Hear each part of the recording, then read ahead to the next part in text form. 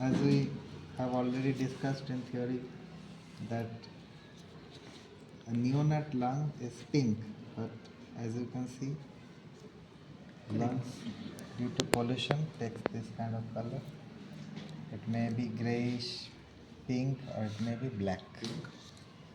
ये थोड़ा पिंक दिख रहा नहीं क्या ग्रेइश, ये थोड़ा, ये पूरा ही ब्लैक हो गया। जैसे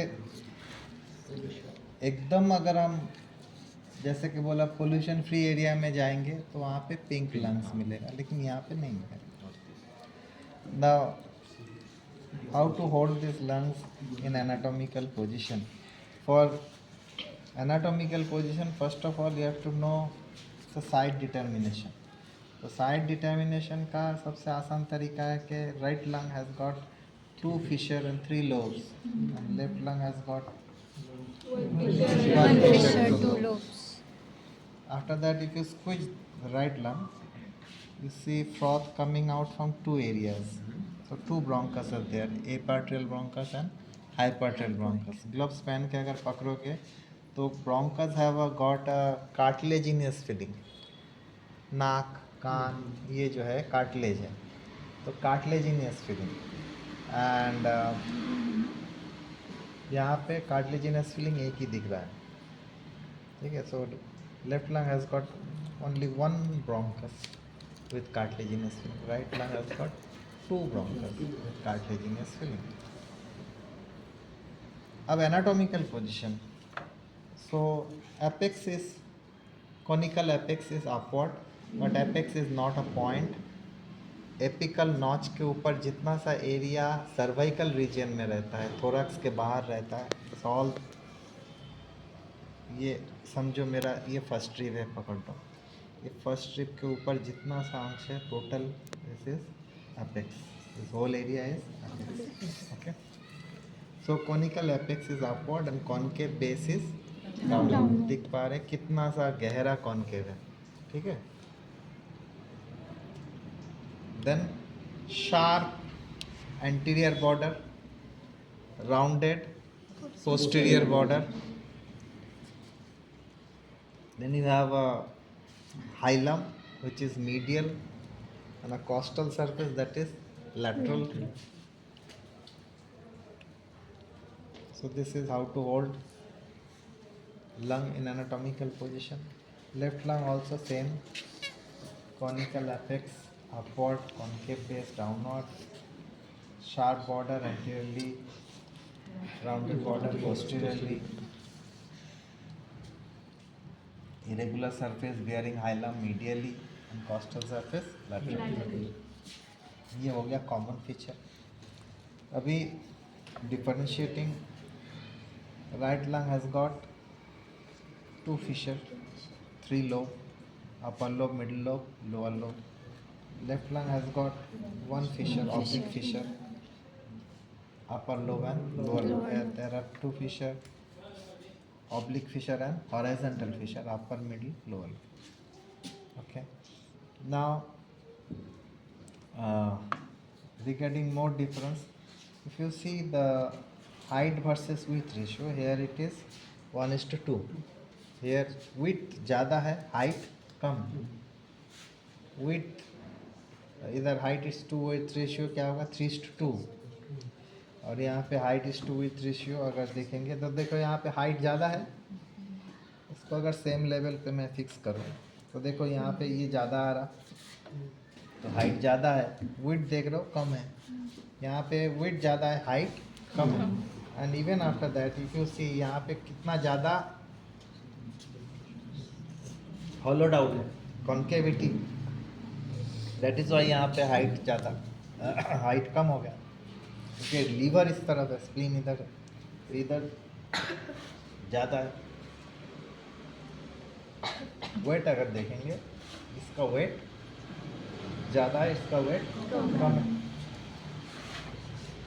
नाउ रिगार्डिंग इसका इम्प्रेशन एंड हाइलम, पहले एट हाइलम देख लेते। एट हाइलम मैंने क्या बोला था, बंटी अपना बड़ा भाई, तो bronchus artery, bronchus vein, eparterial bronchus, right pulmonary artery, hypoarterial bronchus and lower pulmonary vein. ये छोड़ के भी कुछ bronchial artery and bronchial vein है, ठीक है। ये क्या था, पल्मोनरी आर्टरी एंड वेन। ये छोड़ के भी बारीक कुछ है 2000 bronchial artery and bronchial when.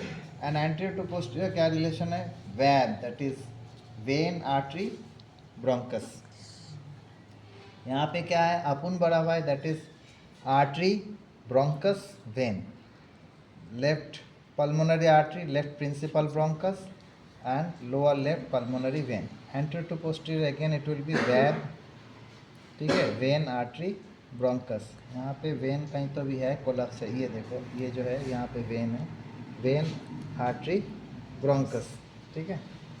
अब आते just behind hilum, just behind hilum on left, just above hilum देखते, जस्ट अबव हाइलम यहाँ पे क्या है, राइट साइड में एजाइगस वेन के लिए एक इम्प्रेशन है जो कि थोड़ा बारीक है, और लेफ्ट साइड में आर्च ऑफ एओर्टा के लिए इम्प्रेशन है जिसका थिकनेस ज़्यादा है। राइट साइड में यहाँ पे ईसोफेजियल इम्प्रेशन रहता है, behind hilum there is impression for oesophagus. And left side में यहाँ पे बोलो डिसेंडिंग थोरेसिक एओर्टा। ये आर्च ऑफ एओर्टा का ही कंटिन्यूएशन है एज डिसेंडिंग थोरेसिक एओर्टा। यहाँ पे देखो एजाइगस वेन का जो इम्प्रेशन है वो अलग चला गया और इसोफेगस अलग, तो ये सेपरेट इम्प्रेशन, यहाँ पे एजाइगस, यहाँ पे इसोफेगस, और कंटिन्यू नहीं कर रहे। यहाँ पे arch of aorta, descending aorta, तो सेम स्ट्रक्चर है, इसलिए जो इम्प्रेशन है वो कंटिन्यू कर रहा है। Now if you see the cardiac impression, देखो ये साइड में कार्डियक इम्प्रेशन बहुत गहरा है, ये साइड में कार्डियक इम्प्रेशन उतना गहरा नहीं है। ये साइड में कार्डियक इम्प्रेशन इतना गहरा है, इसके वजह से यहाँ पे एक नॉच बना है जिसको बोलते हैं कार्डियक नॉच, वैसा कुछ यहाँ पे नहीं है।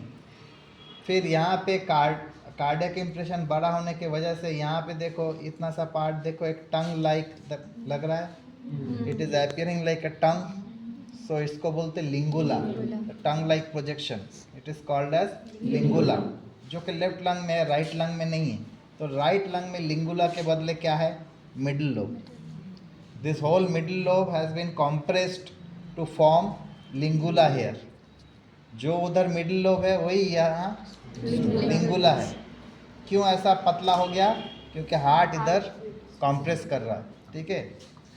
Each beat is compressing the left lung, that is why it has become, मतलब वो लोब बोन के फ्लरिश होने को उसको मौका ही नहीं मिला, वो पतला हो गया, इट हैज़ बिकम लिंगुला। तो कार्डियक इम्प्रेशन देखे, कार्डियक नॉच देखे। अभी देखो राइट साइड में कार्डियक इम्प्रेशन है, तो उस हार्ट हमने राइट बॉर्डर ड्रॉ किए थे, राइट बॉर्डर के ऊपर से क्या जा रहा था, superior vena cava. So here there is impression for superior vena cava, ये समझ में आ रहा है, ये सुपीरियर वेना कवा गया। लेफ्ट साइड में ऐसा कुछ नहीं, लेफ्ट वेंट्रिकल से ऐसा कुछ नहीं जाता है।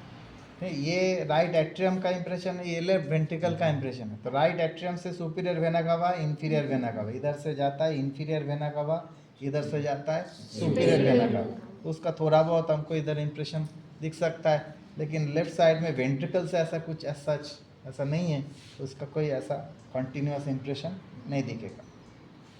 अभी यहाँ पे और कुछ इम्प्रेशन रहता है, near apex will see some impression. यहाँ पे क्या है, एओर्टा। अभी एओर्टा से राइट साइड से क्या निकलते, ब्रैकियोसेफलिक ट्रंक, और ब्रैकियोसेफलिक ट्रंक का दो ब्रांच होता है, right common carotid and right subclavian.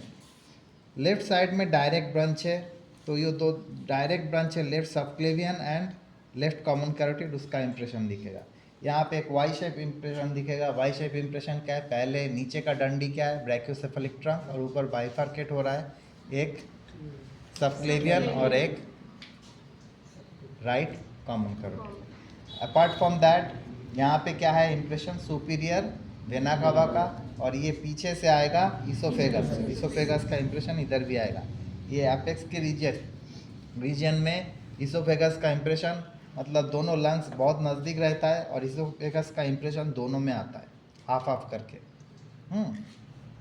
लेकिन उसके बाद इसोफेगस का इम्प्रेशन सिर्फ राइट साइड में आता है, लेफ्ट साइड में नहीं रहता, because oesophagus is passing more towards right and descending thoracic aorta towards left.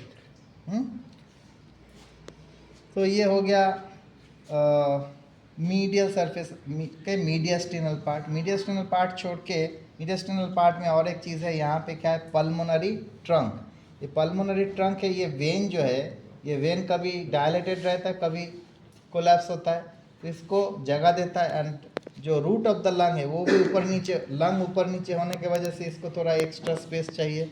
वो एक्स्ट्रा स्पेस कौन देता है, ये double fold of pleura, that is called as pulmonary ligament. ये दोनों साइड में पल्मोनरी लिगामेंट है।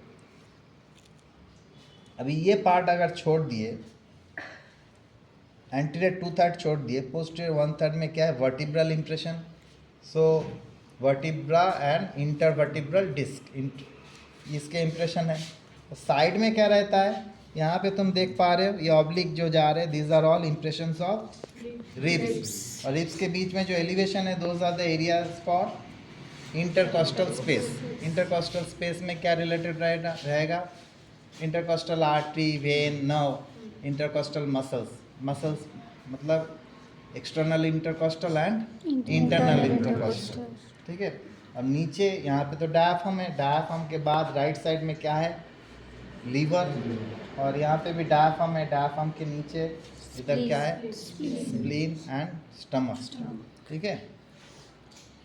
ये तो प्रोटेक्टेड रहता है मोस्ट ऑफ द पार्ट। इतना सा पार्ट प्रोटेक्टेड नहीं रहता है रिब केज से, इतना सा पार्ट प्रोटेक्टेड नहीं रहता बोल के यहाँ पे एक छोटा सा कैप है, that is called as supra pleural membrane. इतना सा एरिया यहाँ पे एक रिब केज का प्रोटेक्शन नहीं रहता है, वहाँ पे एक मेम्ब्रेनस प्रोटेक्शन रहता है, that is called as supra pleural membrane. अब प्लूरा जो रिब के रिब के ऊपर, फर्स्ट रिब के ऊपर क्लैविकल तो ऊपर नहीं, सामने। क्लैविकल सामने है, ऊपर नहीं है, ठीक है। सर पे नहीं लगेगा, रिब के आगे क्लैविकल। ना और कुछ रह गया क्या? हाँ, हमने प्लूरा देखा, तो ये जो है विसरल प्लूरा है, इसके साथ जो लगा हुआ है विसरल प्लूरा, देखो यहाँ पे जाके रिफ्लेक्ट हो रहा है, ये फिशर के अंदर जा रहा है, फिशर के अंदर यहाँ तक जाके यहाँ से रिफ्लेक्ट होके आ रहा है, ठीक है। पैराइटल प्लूरा जो है वो इसके साथ नहीं आएगा, पैराइटल प्लूरा डायाफ्राम के साथ लगा हुआ रहता है। और वहाँ पे अगर हम ये एरिया में थोड़ा बहुत देख पा रहे पैराइटल प्लूरा यहाँ पे दोनों साइड में क्या बनाता है, कॉस्टो डायाफ्रामेटिक रिसेस।